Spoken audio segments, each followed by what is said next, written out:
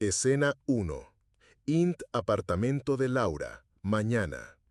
Laura sostiene la taza de café con ambas manos, intentando absorber el calor que se escapa por la porcelana agrietada.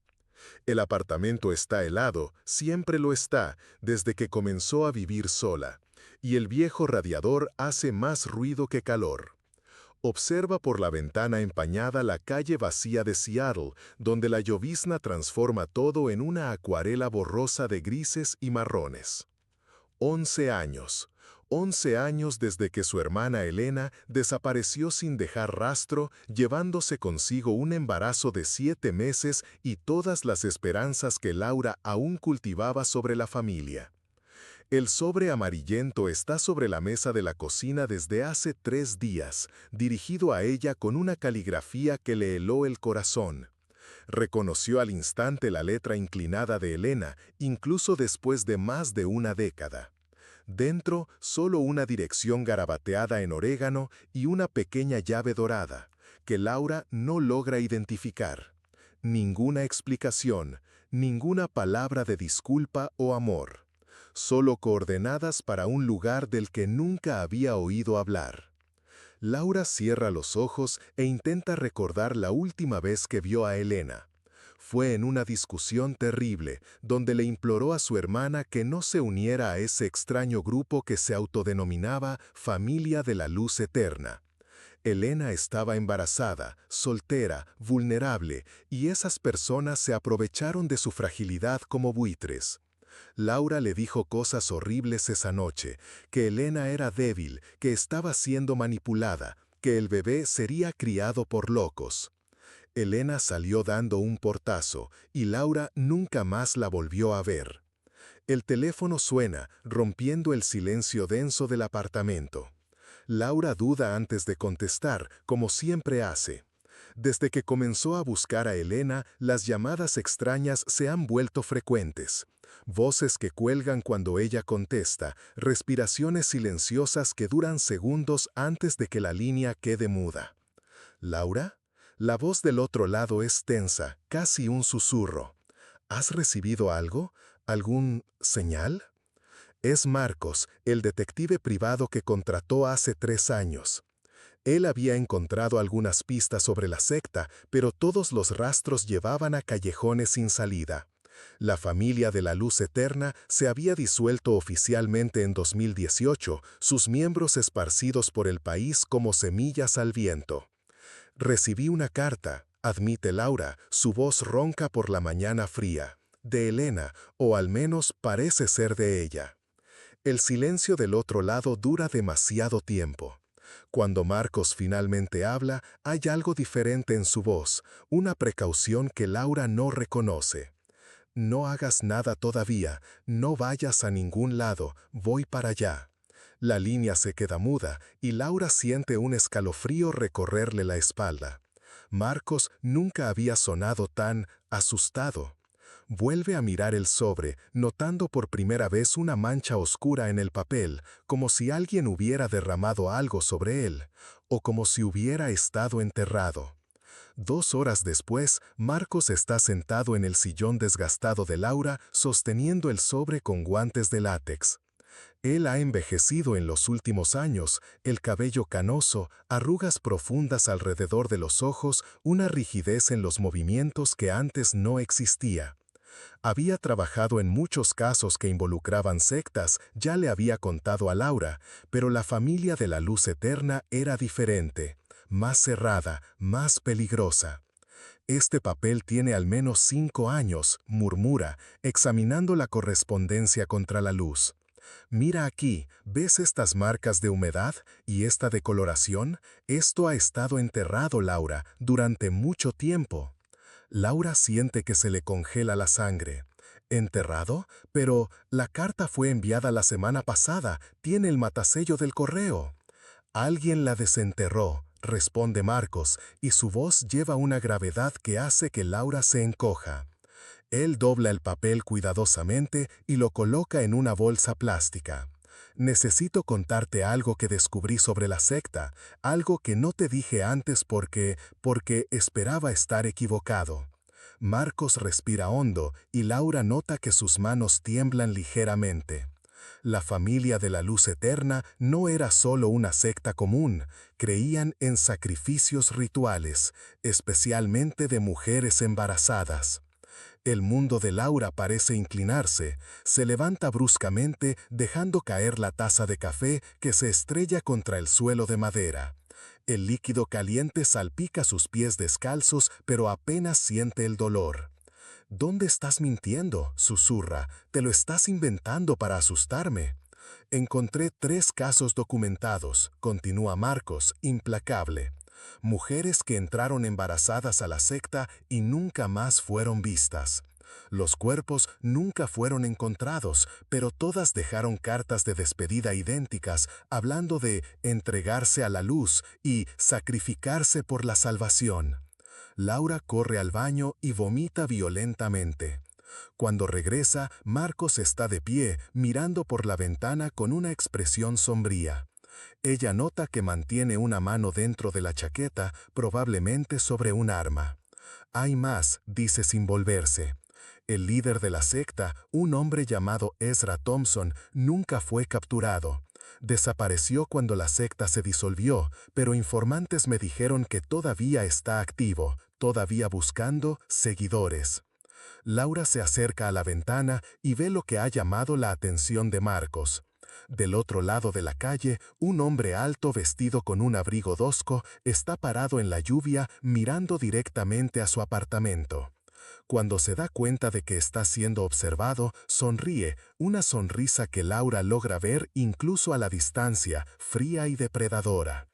¿Cuánto tiempo lleva ahí?, pregunta Laura, su voz apenas un susurro. Desde que llegué, responde Marcos, tal vez antes. El hombre se da la vuelta lentamente y camina a un coche negro estacionado en la esquina. Antes de entrar, hace un gesto hacia la ventana donde Laura y Marcos están, un gesto casual que hace que el estómago de Laura se retuerza. Recoge tus cosas, dice Marcos, alejándose de la ventana. Vámonos de aquí, ahora. ¿A dónde? Orégano. Si Elena te dejó esta dirección, había una razón, pero no vamos solos. Laura corrió a la habitación y arrojó ropa en una mochila. Sus manos temblaban tanto que apenas podía cerrar el cierre. Laura permaneció en silencio la mayor parte del tiempo, mirando por la ventana mientras el paisaje urbano de Seattle gradualmente daba paso a bosques densos y montañas cubiertas de niebla.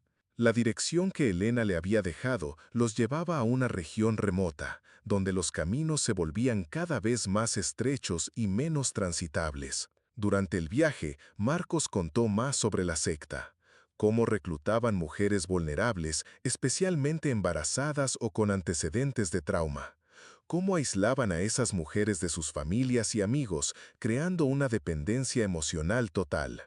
Cómo usaban técnicas de lavado de cerebros sutiles pero eficaces, mezclando elementos de varias religiones con promesas de redención y pertenencia. Lo que me preocupa, dijo Marcos mientras conducía por el sinuoso camino, es que Elena conocía los riesgos, se le advirtió, aún así eligió irse.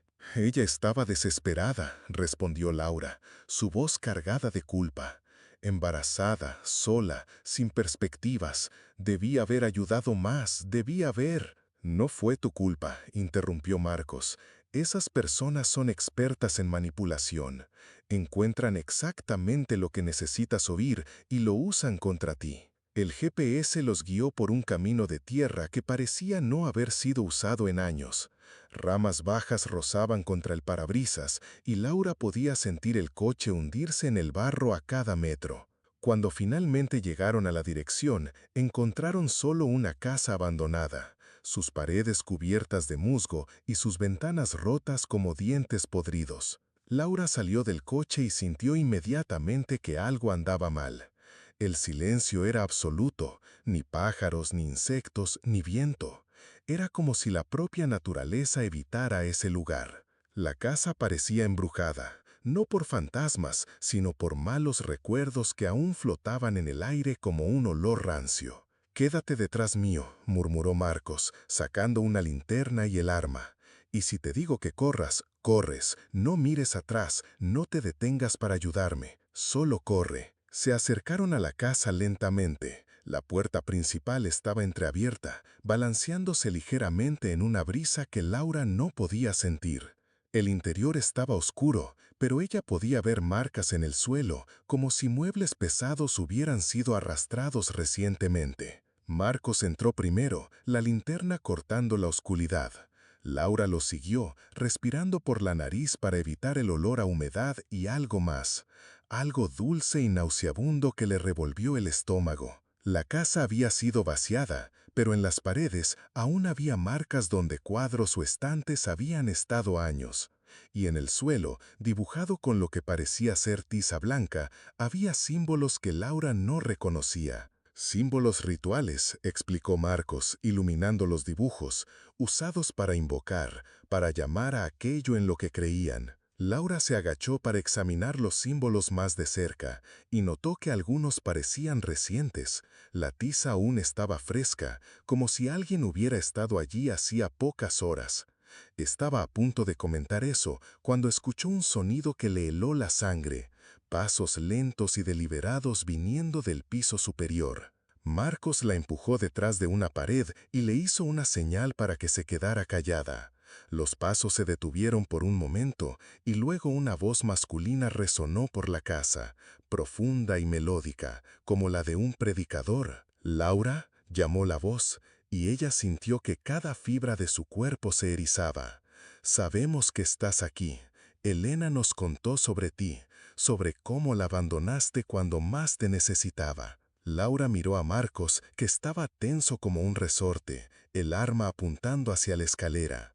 Ella quería negarlo, quería gritar que no había abandonado a Elena, pero una parte de ella, una parte oscura y honesta, sabía que había de verdad en esas palabras. «Ella sufrió mucho por tu causa», continuó la voz, y Laura podía oír los pasos bajando la escalera lentamente. Marcos hizo una señal a Laura y se movió silenciosamente hacia la puerta trasera. Pero cuando llegaron allí, encontraron a otro hombre esperando, bajo, delgado, con ojos que parecían cristal roto. Él sonrió cuando los vio, una sonrisa que no llegaba a sus ojos. «Ezra tenía razón», dijo el hombre, su voz un susurro áspero. «Vendrías, el amor de hermanas siempre las trae de vuelta». Marcos no dudó, disparó 2 veces, y el hombre cayó hacia atrás, golpeándose la cabeza contra la pared.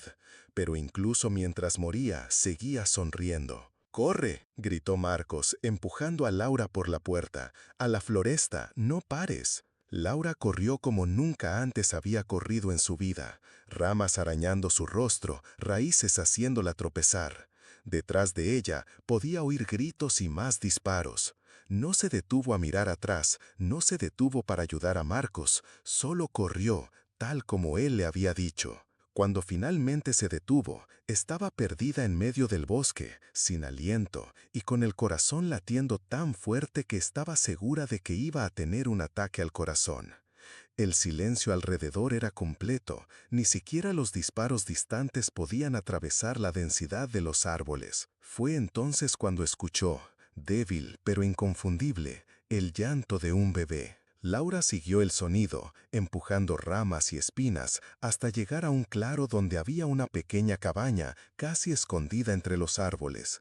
La puerta estaba abierta y de dentro venía no solo el llanto, sino también una voz femenina, cantando una nana que Laura reconoció al instante. Era Elena. Laura se acercó despacio, intentando procesar lo que veía. Su hermana estaba viva, pero había algo terriblemente mal en ella. Su piel era pálida como el papel, sus ojos hundidos y sin vida. Parecía más un fantasma que una persona. «Elena», susurró Laura, las lágrimas empezando a brotar por su rostro. «Estás viva.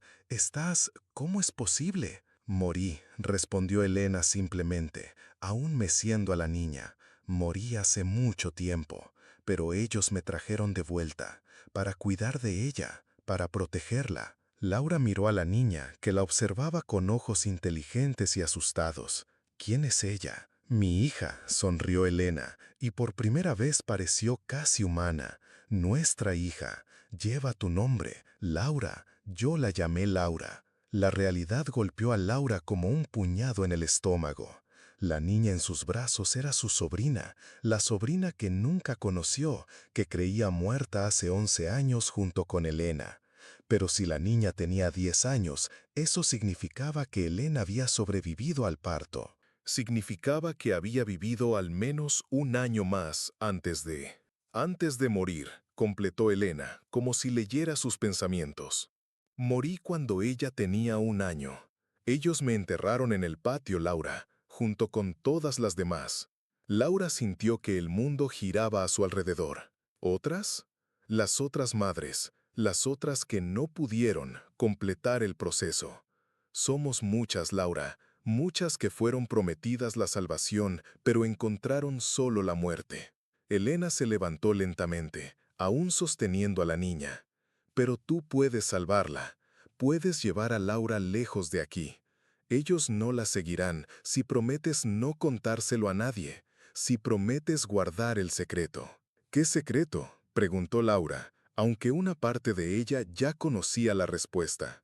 El secreto de lo que hacen con los bebés, de lo que hacen con las madres, de lo que hacen con cualquiera que intenta escapar. Elena extendió a la niña hacia Laura. Tómala, tómala y vete, antes de que sea demasiado tarde. Laura dudó un momento, mirando a la niña que llevaba su nombre. La niña era hermosa, con un rostro angelical que recordaba a Elena cuando eran pequeñas. Pero había algo en sus ojos, una triste sabiduría que no debería existir en una niña de 10 años. Tía Laura, dijo la niña, y su voz era sorprendentemente madura. Mamá me contó sobre ti. Dijo que eres valiente, más valiente de lo que ella jamás fue. Laura tomó a la niña en brazos y sintió inmediatamente una conexión que no esperaba. Esta era su familia, la única familia que le quedaba. Miró a Elena, que ahora parecía más transparente que antes. Tienes que irte, dijo Elena, y su voz se estaba volviendo más débil. Ellos vienen, saben que estás aquí. Laura podía oír voces lejanas acercándose por el bosque, varias voces, todas llamando su nombre. Abrazó a la niña con más fuerza y miró a Elena por última vez. Lo siento mucho, dijo Laura, las lágrimas corriendo por su rostro. Lo siento mucho por no haberte salvado. Elena sonrió y por un momento volvió a ser la hermana pequeña que Laura recordaba. No podía salvarme, Laura, nadie podía, pero tú puedes salvarla. Puedes darle la vida que yo nunca pude tener. Elena se empezó a desvanecer, como humo disipándose en el aire. Sus últimas palabras fueron casi inaudibles. La llave abre la caja fuerte debajo de la cama. Ahí hay dinero y documentos, todo lo que necesitas para empezar de nuevo. Laura corrió de vuelta a la cabaña, encontró la caja fuerte exactamente donde Elena había dicho. La llave dorada encajó perfectamente, revelando montos de dinero, pasaportes falsos y una carta sellada con el nombre de Laura escrito en el exterior. No tuvo tiempo de leer la carta, las voces estaban cada vez más cerca y podía ver luces de linternas moviéndose entre los árboles. Laura tomó todo de la caja fuerte, sujetó a la niña con fuerza y corrió a la parte trasera de la cabaña, donde encontró un sendero que... Bien, suspiró Marcos, al menos algo bueno salió de todo esto. Laura colgó el teléfono y regresó a casa, donde encontró a la niña haciendo la tarea en la mesa de la cocina. Levantó la vista cuando entró, y sus ojos, los ojos de Elena, brillaban con una inteligencia que seguía sorprendiendo. «Tía Laura», dijo la niña, «¿estás bien? Pareces triste». Laura se arrodilló junto a la silla y abrazó a la niña. «Estoy bien, querida, solo recordando a tu madre». La niña devolvió el abrazo, y Laura sintió algo que no sentía hacía mucho tiempo: esperanza. No importaba lo que había pasado en el pasado, no importaba los horrores que habían vivido. Estaban juntas ahora y estaban seguras. «Tía Laura», dijo la niña, después de un momento, «a veces sueño con mamá. Ella me dice que está feliz, que finalmente está descansando». Laura sonrió a través de las lágrimas. «Estoy segura de que sí, querida. Estoy segura de que sí». Esa noche, Laura acostó a la niña y se quedó a su lado hasta que se quedó dormida. Luego fue al patio y miró las estrellas, pensando en Elena y en todas las demás mujeres que habían muerto. Pensó en cómo el amor de una madre puede ser más fuerte que la muerte, y en cómo a veces la única forma de salvar a alguien es sacrificándose a sí misma. Nunca le contaría a la niña toda la verdad sobre lo que había sucedido. Algunas historias eran demasiado pesadas para que una niña las llevara. Pero se aseguraría de que la niña creciera sabiendo que era amada, que era deseada, que tenía valor. Se aseguraría de que la niña nunca se sintiera tan perdida y vulnerable como Elena se había sentido. 6 meses después, Laura estaba trabajando en el jardín cuando encontró algo enterrado cerca de la valla. Era una pequeña caja, envuelta en una bolsa de plástico. Dentro había una foto de Elena sosteniendo a una bebé, la niña cuando era pequeña, y una simple nota. Para Laura, cuídala como yo no pude cuidarme a mí misma. Con amor, Elena. Laura miró hacia la casa donde podía oír a la niña reír mientras veía la televisión. Dobló cuidadosamente la nota y la guardó en el bolsillo. Algunas cosas no necesitaban explicaciones. Algunas cosas solo necesitaban ser sentidas. Enterró de nuevo la caja, pero se quedó con la foto. Esa noche se la enseñó a la niña, quien tocó el rostro de su madre en la imagen con dedos delicados. «Parece feliz», dijo la niña. «Lo estaba», respondió Laura. En ese momento, lo estaba. Y por primera vez en 11 años, Laura creyó que quizás, solo quizás, todo iba a salir bien. Tenían una oportunidad de empezar de nuevo, de construir una vida lejos de las sombras del pasado. Elena les había dado esa oportunidad con su sacrificio, y Laura no desperdiciaría el regalo. La secta había terminado, los muertos habían sido enterrados dignamente, y en algún lugar, ella esperaba, finalmente había encontrado la paz que tanto había buscado en vida. El resto de la historia sería suyo, de Laura y de la niña que llevaba su nombre. Una historia de sanación, de crecimiento, de amor que sobrevive incluso a la muerte. Una historia que probaba que a veces, incluso en las tinieblas más profundas, la luz aún puede encontrar un camino.